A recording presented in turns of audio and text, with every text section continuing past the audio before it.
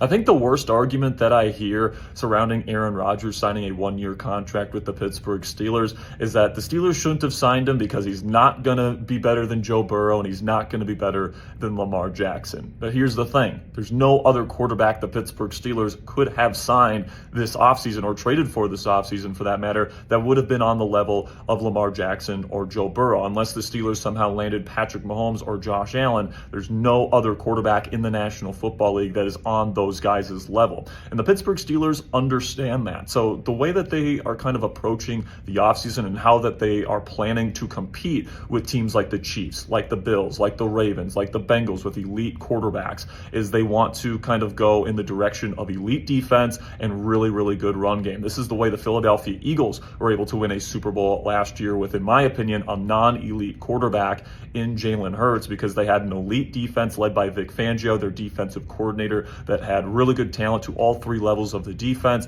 and then they had a bruising run game led by Saquon Barkley. The Steelers are trying to do the same exact thing here, where even though they don't have an elite quarterback like Lamar Jackson or Joe Burrow, they're hoping that their team is going to be just as good as teams like the Bengals and the Ravens this year because they're going to have an elite caliber defense. Remember, before TJ Watt got hurt last year, this was the #1 defense in football last year, and in my opinion, their roster even got better this year. They replaced Dante Jackson with Darius Slay, who I believe is an upgrade. Derek Harmon adds depth to their defensive line, which was already fantastic. And then they're hoping that the run game this year, led by Caleb Johnson, who in my opinion is a big upgrade over Najee Harris this upcoming season. You also have Jalen Warren. It's a young and up-and-coming offensive line. They're not expecting Aaron Rodgers to come in here and be better than Lamar Jackson or Joe Burrow. They're just expecting him to be a very solid game manager that takes care of the football, makes a big-time throw every once in a while, and wins them close games in the fourth quarter.